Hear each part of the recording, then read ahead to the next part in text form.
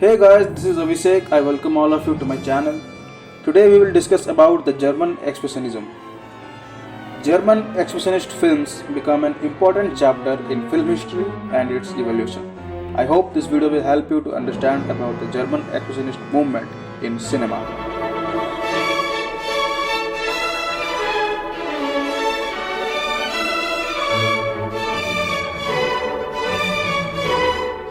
German Expressionism is an artistic genre that originated in Europe in the late 1920s and is broadly defined as the rejection of Western convention and the depiction of reality that is widely distorted for emotional effect. Heavily influenced by artists such as Vincent van Gogh, Edvard Munch, and El Greco, Expressionists were less concerned with producing aesthetically pleasing compositions as they were with creating powerful reaction to their work through the use of bright clashing colors, flat shapes, and jagged brush strokes. In its nature, the movement was interested in the relationship between art and society and encompassed a broad range of fields including architecture, painting, and cinema. Today we are going to discuss about German Expressionism in cinema. The German Expressionist movement was initially confined to Germany due to the isolation the country experienced during the World War I. In 1916, the government had banned foreign films. The demand from theatres to generate films led to an increase in domestic film production from 24 films in 1914 to 130 films in 1918. With inflation also on the rise, Germans were attending films more freely because they knew that their money's value was constantly diminishing. Filmmakers used visual distortion and hyper-expressive performance to show inner turmoils, fears, and desires of that era. Besides the film's popularity within Germany, by 1922, the international audience had begun to appreciate German cinema, in a part due to a decreasing anti-German sentiment following the end of World War I.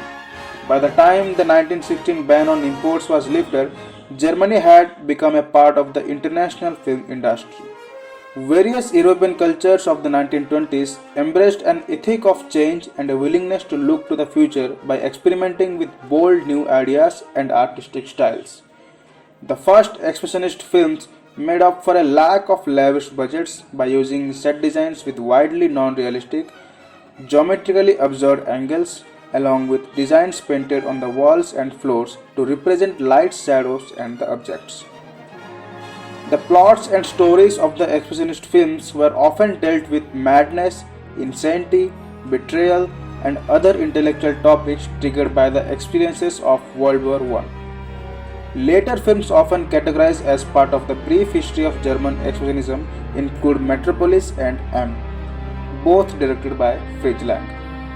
This trend was a direct reaction against realism. Its practitioners used extreme distortions in expression to show an inner emotional reality rather than what was going on the surface. The extreme anti-realism of Expressionism was short-lived, fading away after only a few years. However, the themes of Expressionism were integrated into later films of the 1920s and the 1930s, resulting in an artistic control over the placement of scenery, light, etc. to enhance the mood of a film.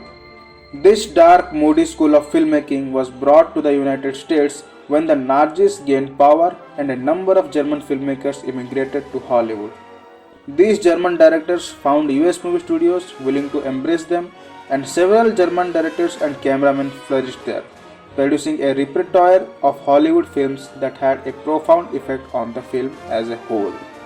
Two genres that were especially influenced by Expressionism are horror film and film noir.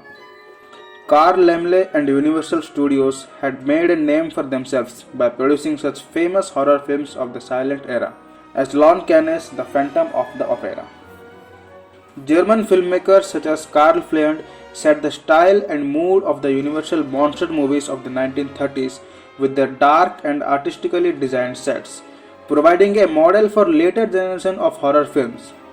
Directors such as Fritz Lang, Billy Wilder, Otto Preminger, Alfred Hitchcock, Orson Welles, Carol Reed, and Michael Cruise introduced the expressionist style to crime dramas of 1940s, expanding expressionism's influence on modern filmmaking.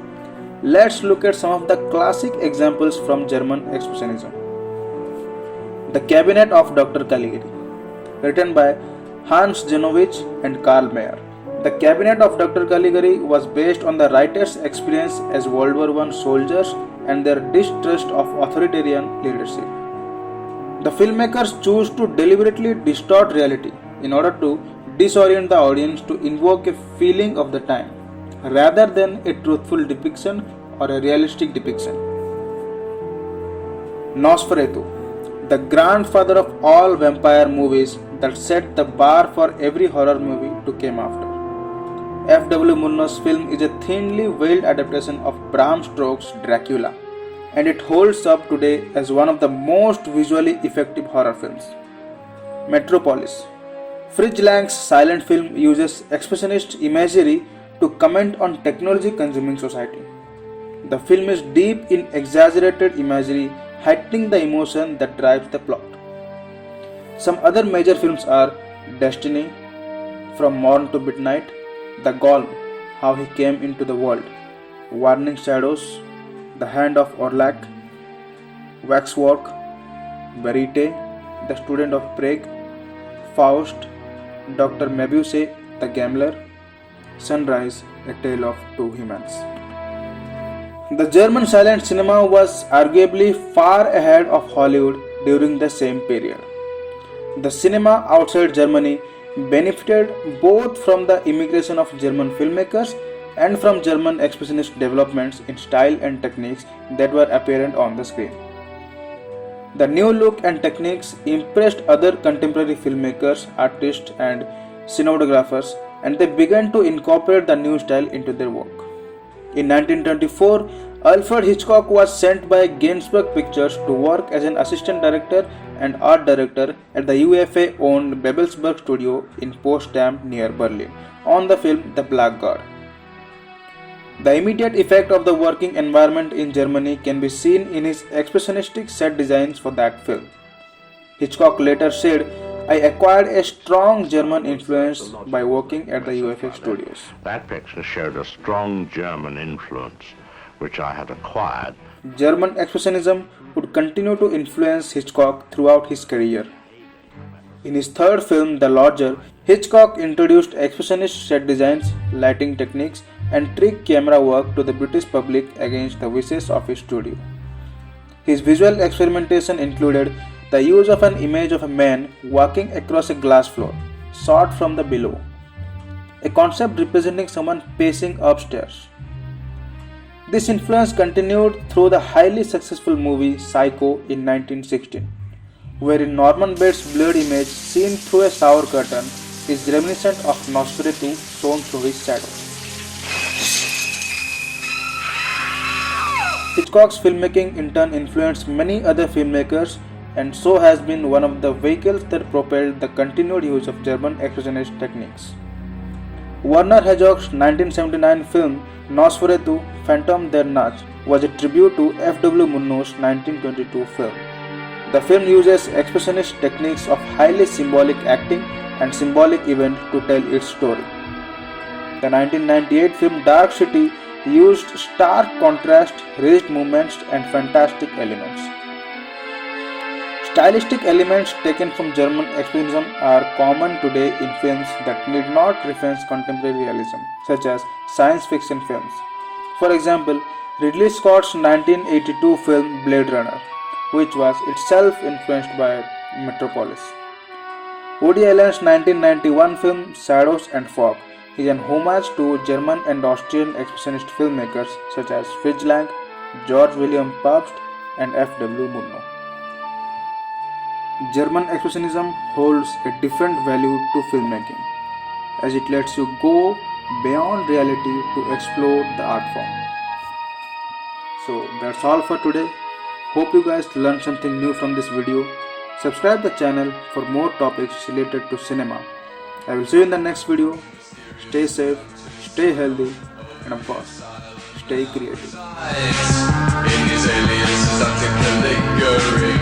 The background's a dark place to hide.